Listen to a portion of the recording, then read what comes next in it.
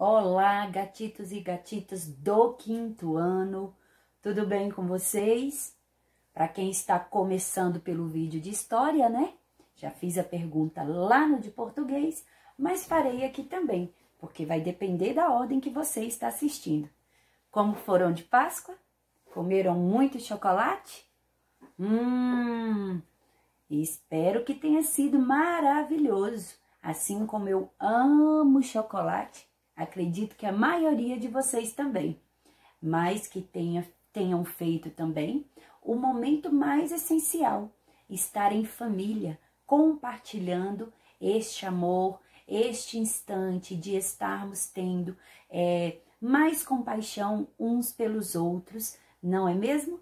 Então, vamos lá para a nossa aula de hoje. Foi tudo maravilhoso, tudo bem cheio de chocolate, mas agora teremos uma aula cheia de história. Nossa quarta aula de história hoje dá início à unidade 3, mas nós começaremos mesmo finalizando a unidade 2 com um breve resuminho com base na página 62. Nós falamos sobre a cultura material dos povos antigos, né? Os sumérios foram os primeiros povos da Mesopotâmia a construir templos, palácios. Aprendemos sobre a escrita cuneiforme. Sabemos também que os romanos contribuem bastante na cultura mundial, porque eles começaram a perceber a cultura grega e fazer com que viesse fazer parte da vida deles, né? Eles foram se inteirando cada vez mais e adaptando a formas que eles achavam mais corretas. Também o primeiro código de lei escrito, o período dele, que no Egito Antigo foram desenvolvidas as práticas de mumificação. Então, a partir daí também nós tivemos as ideias com relação à medicina. Também que uma das contribuições da cultura romana foi o latim, a língua latina, verdade? O idioma. Então, muitas coisas nós aprendemos nessa unidade 2 que contribuem para o nosso cotidiano. Faça um pequeno resuminho, deem pause no vídeo e força na peruca. Já voltamos. Ai, gente, eu estive lá na escola, precisei pegar algumas coisas e eu busquei uma amiga nossa que ficou por lá. E vocês acreditam que nós, esse tempo que estivemos em sala, a tia pediu, a tia falou e nós não chegamos a uma conclusão? Nós precisamos dar o nome para a nossa querida Lhama. A Lhama agora estará por aqui, mas ela ainda não tem a sua identidade. Lembra que a tia pediu sugestões para o nome dela? Cadê as sugestões? Por que nós não chegamos a nenhuma conclusão? Nós temos que dar um nome para a nossa Lhama. A primeira coisa que vocês aprenderam lá no primeiro ano foi sobre a identidade pessoal. Todo mundo precisa de um nome para ser identificado. Então, a Lhama precisa do nominho dela. Vamos fazer uma votação lá nos nossos comentários. Não deixe de participar, hein? Ela estará por aqui e eu irei cobrar. Ainda sobre o nome dela, o que pode acontecer também é de um colega dar a sugestão e o outro já ir concordando com aquela sugestão que ele deu. Assim, nós já podemos, no final, ver qual foi o nome mais bem votado, ok? Na unidade 3, nós aprenderemos sobre os povos antigos e a religião. Observem aí a imagem de abertura da nossa unidade. Nós temos, logo no topo, são lugares que nós aprendemos na unidade 2.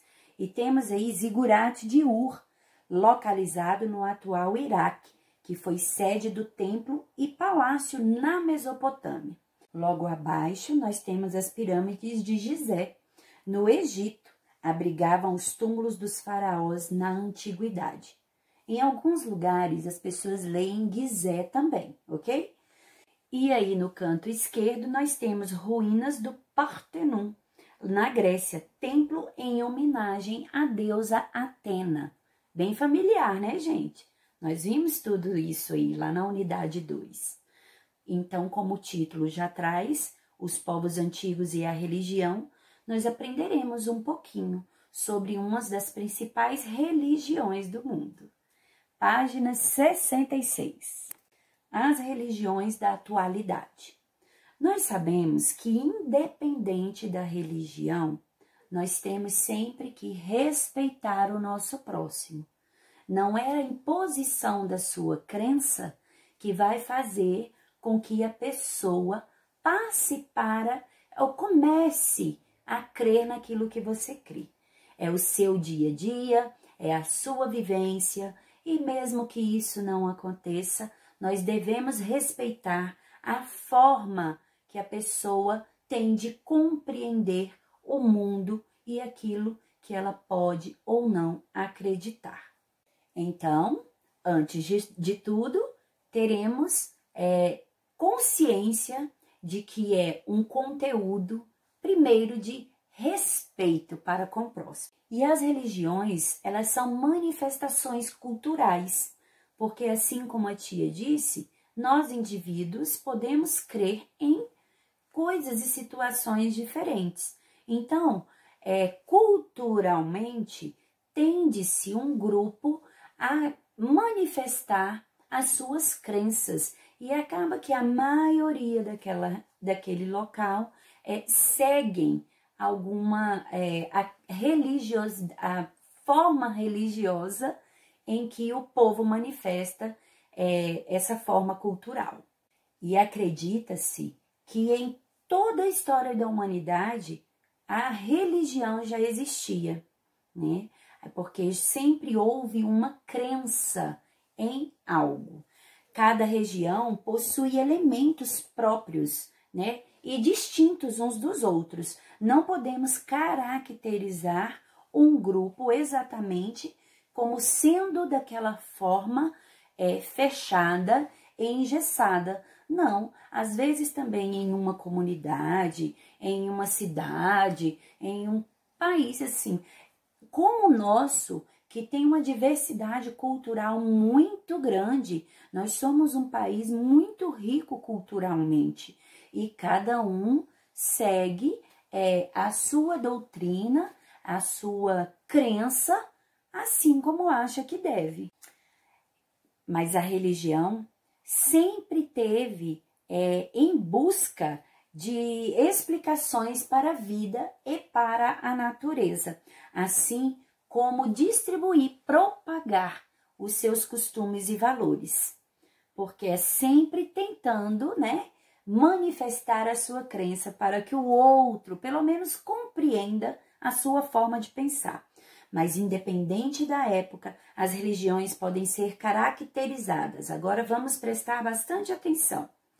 Como monoteístas, nós temos até essas palavras aí bem em destaque no texto.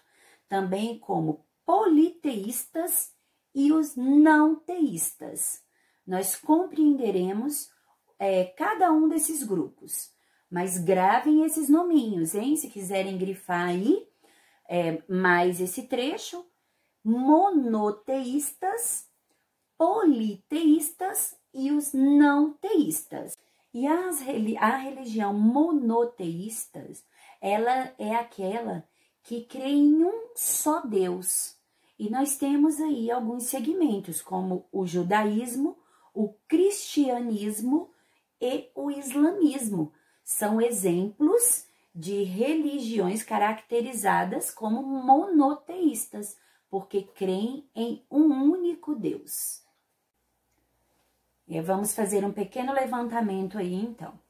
O judaísmo, o livro sagrado deles é o Torá, e eles realizam as suas manifestações religiosas, né, suas demonstrações religiosas em sinagogas. O cristianismo, o livro sagrado é a Bíblia, e as demonstrações religiosas são aí igrejas. Já para os islâmicos, ou também chamados de muçulmanos, o livro deles é o Alcorão, e eles demonstram a sua religião em mesquitas. O judaísmo é a religião fundada por Abraão, e eles têm como livro sagrado o Torá. As manifestações religiosas deles são manifestadas em sinagogas. Nós temos aí o exemplo de alguns fiéis demonstrando a sua fé no Muro das Lamentações em Jerusalém, local sagrado para os judeus. Já na página 67, nós vamos falar agora sobre o cristianismo, que é uma das religiões com mais seguidores no mundo. Eles têm como base os ensinamentos deixados por Jesus Cristo e o livro sagrado é a Bíblia. As demonstrações religiosas, os cultos religiosos acontecem em igrejas. Falaremos também sobre o islamismo. É a religião fundada por Maomé, na qual Deus é chamado de Alá e o livro sagrado deles é o Alcorão. As manifestações religiosas deles são realizadas em mesquitas. Falamos aí dos monoteístas. Agora iremos para os politeístas. As religiões politeístas, por sua vez, são caracterizadas por crenças em vários deuses. Monoteístas, um deus. Mono, politeísta, vários deuses. Tais crenças podem ser encontradas, por exemplo, nas sociedades indígenas e nos hinduísmos. Nós temos aí até o exemplo de a imagem de um pajé da aldeia de Utapinopona, em Manaus. O pajé é o líder religioso das sociedades indígenas no Brasil. Página 68. No hinduísmo, há a crença em vários deuses, e o principal deles é Brahma ou Brahma. Eu pesquisei e a pronúncia pode ser das duas formas. Ele é considerado o grande criador, e todos os ensinamentos dos hindus estão nas escrituras chamadas de Vedas. Olha só, já temos aí um nome diferente, hein? Já as religiões não teístas, falamos das monoteístas, um único Deus, politeístas, mais de um Deus, vários deuses. Agora vamos para as não teístas. E os não teístas são caracterizados por não ter um culto a um Deus ou a vários deuses. Mas a mais praticada delas é o budismo. O budismo foi fundado por um príncipe chamado Siddhartha Gautama, que ficou conhecido, mais tarde como Buda, assim como hoje é conhecido popularmente, somente como Buda. E uma das principais práticas dos budistas é a meditação. Então percebam, os não teístas, eles não têm um culto a um Deus e nem a vários deuses. Eles praticam a meditação e a mais praticada deles é o budismo, que foi fundada por um príncipe conhecido como Buda. Os monoteístas, um único Deus. Politeístas, vários deuses. Então, você acabou de conhecer algumas das principais religiões do mundo na atualidade. Mas conhecer as religiões dos povos antigos não é tarefa muito fácil, pois todo conhecimento que se tem sobre o tema é construído a partir da cultura material de cada povo. E assim como nós estudamos anteriormente, são os vestígios arqueológicos, como pinturas rupestres, os escritos deixados por diferentes povos, e também os artefatos, tudo isso eles vão caracterizando, deixando características das religiões, das formas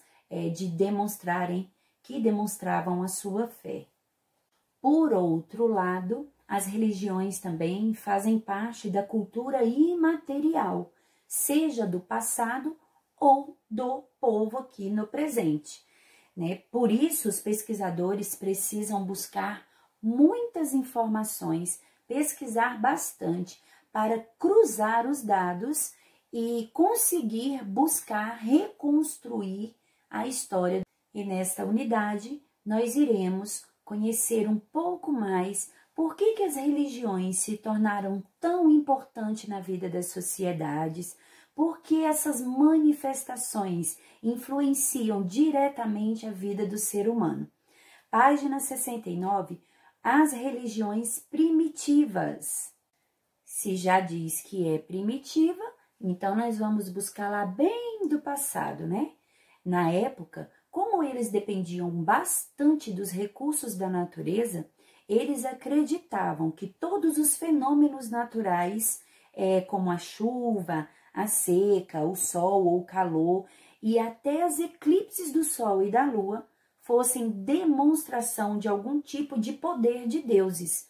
Olha só como a natureza tinha grande influência na vida deles, tanto para a sobrevivência física quanto a espiritual. Com isso, eles começaram a crer em vários deuses, principal característica do politeísmo, né?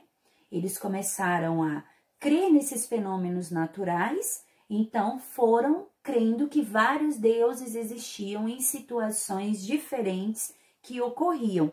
E isso era tão forte na vida deles que eles faziam homenagens para esses deuses. Deus da água, Deus do sol, Deus do vento, Deus da árvore, o Deus da terra. Eles faziam homenagem a cada um deles para demonstrar a sua fé com relação ao que ocorria, e eles também acreditavam que poderiam se proteger se homenageassem esses deuses. Nós temos aí um exemplo de um sítio arqueológico na Turquia que preserva as ruínas do templo mais antigo do mundo, datado entre 9.600 a.C. e 8.200 a.C. Página 70. A religião na Mesopotâmia. Na antiguidade, diferentes povos mesopotâmicos, como os sumérios, os babilônicos, os assírios e caldeus, eram politeístas. Eles criam em vários deuses, ou seja, acreditavam em vários deuses, né? Por outro lado, cada cidade-estado mesopotâmica possuía seus rituais e deuses cultuados pela população. Eles criam em vários deuses, mas cada regiãozinha, cada cidade-estado cultuava o seu próprio deus. Os seus próprios deuses, né? Se eles são politeístas, né, tia? São vários deuses. Os deuses adorados na Mesopotâmia eram associados a elementos da natureza. Olha aí, trazendo novamente essa questão do que acontecia, dos fenômenos naturais para a religião. Dentre muitos que eles homenageavam, nós temos aí como exemplo a tempestade, o céu e o sol, que eles também costumavam homenagear nos grandes templos chamados zigurates, olha lá, retomando também lá o nosso estudo da atividade anterior. Construções que simbolizavam a morada dos deuses na terra. Lembra que nós falamos sobre a divisão lá dos templos? Pois bem, eles eram realizados no topo dos zigurates, né? Que também eram usados para a observação do céu. Na Mesopotâmia religiosa, a astronomia eram muito mais próximas e os deuses também eram mais representados por planetas e estrelas. Eles davam nome de deuses aos planetas e estrelas, justamente porque eles faziam seus rituais lá no topo das pirâmides e com isso observavam com mais nitidez o céu. Lembram também que nós estudamos que as pirâmides, né, esses templos zigurates, serviam como moradia da família real? Aí agora o texto traz de que também servia para os sacerdotes, além do local onde armazenava toda a riqueza agrícola para a comercialização. E como moradia do rei, também estudamos lá na unidade anterior, os zigurates eram a sede administrativa do governo e um local que representava o poder político. Eram de lá que saíam as grandes decisões. Como depósito, servia para armazenar os principais gêneros agrícolas produzidos e era um local que representava o poder econômico da cidade-estado. Os zigurates também serviam de moradia dos sacerdotes, que controlavam e organizavam os rituais religiosos. Essa função fazia dos sacerdotes homens poderosos na sociedade mesopotâmica. Além disso, juntos aos escribas, eles eram os poucos que dominavam a escrita. Lembra lá também da escrita cuneiforme?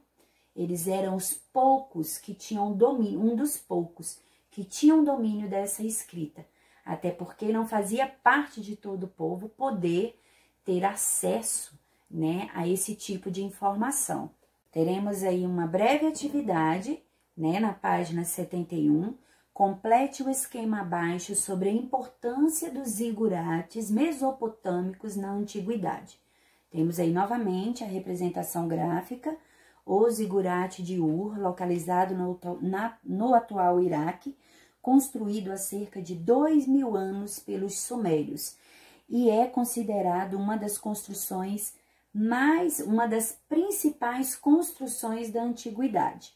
E o que nós vamos falar sobre isso? A importância religiosa, a importância política e a importância econômica dos zigurates, né, na Mesopotâmia na antiguidade. Então, vamos dividir aí esses tópicos e explicar a importância que eles tiveram em cada um desses momentos. Pausem o vídeo e já voltamos para a correção. Pois bem, qual foi a importância religiosa? Era um local onde eram realizados os rituais religiosos e também a moradia dos sacerdotes. Já a importância política era a casa do rei e a sede administrativa do governo, de onde saíam as leis, né? E na forma econômica, a importância econômica, era depósito para armazenar os principais gêneros agrícolas produzidos, pois era de lá que se iniciava toda a comercialização. Aí, no finalzinho da página, nós temos, nesse período da história, a religião também era usada para fortalecer o poder dos governantes das cidades-estados, como se os reis fossem escolhidos pelos deuses para governar. Olha só, eles achavam que tinha também uma influência espiritual para a escolha do governo das cidades-estados. Nesse sentido, outra característica da religião na Mesopotâmia é que ela interferia diretamente na política. Pensem bem, também tinha grande interferência nas formas de governo, não havendo separação entre religião e Estado. Nós vimos isso também, já deu uma introduzida muito boa lá na unidade 2 sobre esse assunto que nós estamos vendo agora, né? Quando isso acontece, o modelo do governo adotado é chamado de Estado teocrático, porque temos a religião e o Estado trabalhando aí lado a lado. Uma parte da região da antiga Mesopotâmia corresponde atualmente ao Iraque, país onde a população é predominantemente muçulmana, os também chamados islâmicos. E eles já fazem parte, né, já são caracterizados como monoteístas. A grande parte da população são muçulmanos. Essa foi o nosso estudo de hoje. Teremos ainda grandes descobertas sobre esse assunto. Fiquem atentos, participem da nossa aula lá nos comentários. Qualquer dúvida, opinião que você quiser dar sobre o assunto, respeitando a opinião do próximo, será sempre muito bem-vinda. A tia tem sentido falta de vocês, muitos estão sempre ativos lá, participativos, tiram dúvidas, expressam a sua opinião sobre o assunto, estão de parabéns. Aí outros só estão aparecendo agora por causa da chamada, né? A tia gostaria de uma participação maior. Vamos aproveitar aí, ó, este momento para podermos escolher o nome da lhama. Então, encontro todos vocês lá para nós construirmos a identidade pessoal dela. Beijos, beijos. Fiquem com Deus e até a próxima aula de história. Opa, não. Amanhã temos aula, mas de história só na próxima semana. Tchau, tchau.